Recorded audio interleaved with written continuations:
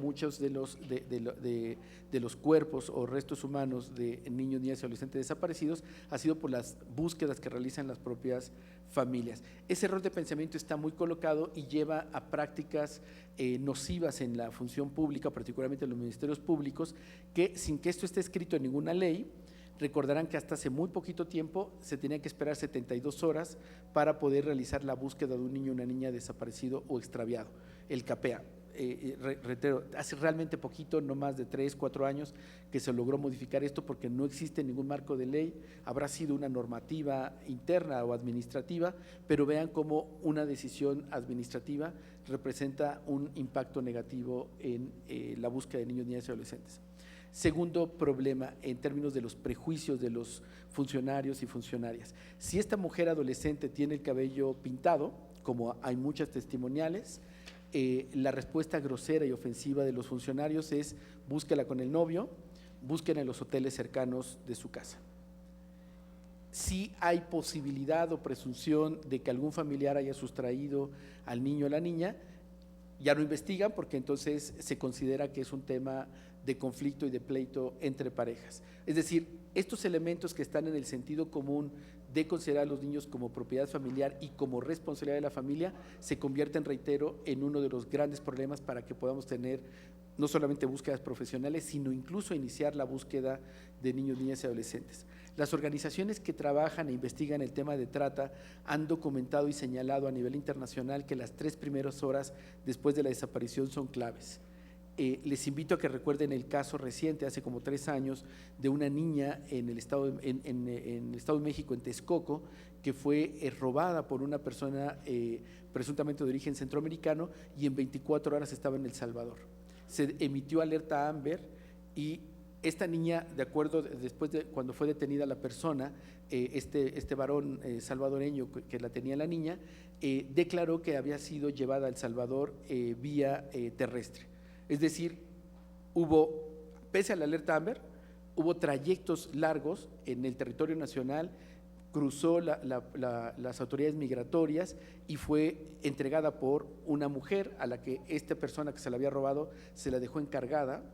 y esta mujer, cuando aparece en la alerta Amber en un programa de televisión,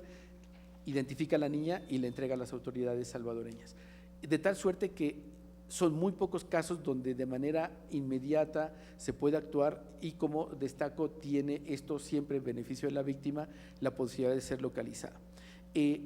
Como no sucede esto de manera inmediata,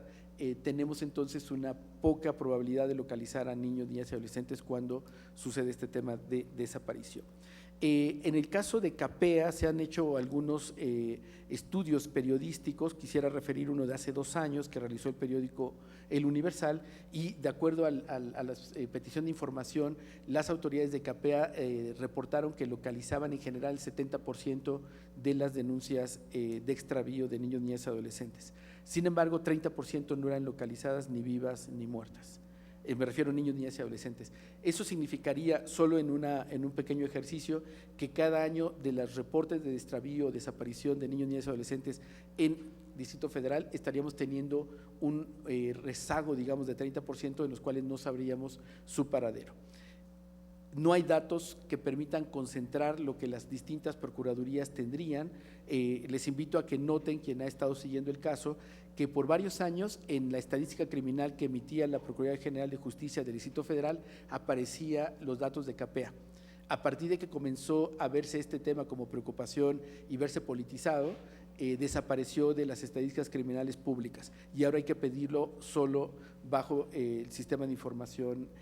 pública. Esto, como es evidente, atenta contra el derecho a la protección de niños, niñas y adolescentes, y evita que esto tenga un carácter público o de preocupación pública. Quiero compartir otros datos con ustedes en perspectiva, que de 2012 a 2014 el número de niñas y mujeres adolescentes de 0 a 17 años desaparecidas incrementó 191%, es decir, pasó de 404 casos a 1,179 casos, mientras que el incremento de la desaparición de la población masculina de la misma edad, es decir, de 0 a 17, solo incrementó 14%. En el ámbito de adolescentes, que es donde vemos la mayor preocupación y los datos que digamos, tiene la alerta, son 2.506 casos entre 15 y 17 años de edad que han sido reportados como desaparecidos y desaparecidas entre 2006 y 2014. Quisiera destacar que la mayoría de los adolescentes, de las y los adolescentes entre 15 y 17 años de edad desaparecidos, 65%, 7 de cada 10, eran mujeres, y en los estados de Campeche y Aguascalientes esto representa 9 de cada 10. Las entidades donde se concentran los mayores casos de mujeres adolescentes de 15 a 17 años desaparecidas, como ya se han destacado, es Estado de México, Tamaulipas, y aquí aparece Baja California.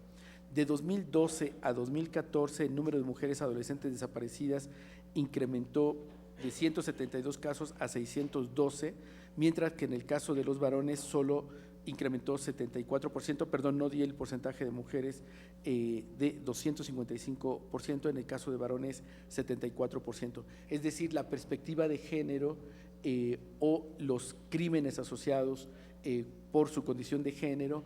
podrían, digamos, es evidente y podrían llevarnos en muchos casos a señalar un posible final como feminicidio, con las dificultades legales que tenemos en distintas entidades federativas que no está tipificado este delito. Voy cerrando con una última reflexión. El Comité de Derechos del Niño de Naciones Unidas, que hice mención hace un rato, en las observaciones que hizo el Estado mexicano el 10 de junio del 2015, destacó su preocupación por el alto número de homicidios, desaparecidos y el grave impacto que está teniendo la estrategia de lucha contra el crimen organizado en la infancia. Llama y hace la invitación al Estado mexicano a que se replantee esta estrategia por el impacto negativo, pero particularmente destaca que en los procesos legislativos, especialmente en desaparición forzada, los niños, las niñas y los adolescentes tienen que estar presentes y obviamente de acuerdo a la Ley General de Derechos de Niños, Niñas y Adolescentes promulgada el pasado 4 de diciembre de 2014, tendría también esta ley que estar transversalizada y en sintonía con ello. No es un tema sencillo, es un tema que está aún invisible y vale la pena que espacios como este los multipliquemos y, como decíamos también al inicio, comenzar a escuchar las voces de niños, niñas y adolescentes. Ustedes pudieron escuchar al experto de Naciones Unidas refiriendo que las víctimas de desaparición forzada, prefiero niños y niñas, no son solo aquellas que no localizamos, sino también los hijos de las víctimas adultas, los niños y niñas compañeros de ellos en las escuelas. Es decir, en este país, frente a un dato aproximado de 27,000 desapariciones, no hay una política pública, no hay una estrategia de comunicación que le explique a estos miles, millones de niños qué está sucediendo y por qué no los encontramos. De tal manera que les invito a que le pongamos rostro, a que pensemos en Evelyn, a que pensemos en Israel, en Monterrey. Es decir, hay muchos niños, niñas y adolescentes que tienen rostro, nombre, historia, vida, que ha sido truncada por el delito de la desaparición. Y reitero, es un crimen de lesa humanidad que tendría que mantenernos indignados y buscar que cuando menos en el marco de ley pueda quedar reflejado y presente un capítulo, un protocolo de búsqueda específico y los agravantes que pudiera significar esto para cuando los perpetradores se atrevan a tocar a los niños, niñas y adolescentes. Bueno, gracias por digamos, esta escucha y seguiremos también dialogando con nuestras colegas con muchas otras miradas y ángulos sobre este tema. Gracias.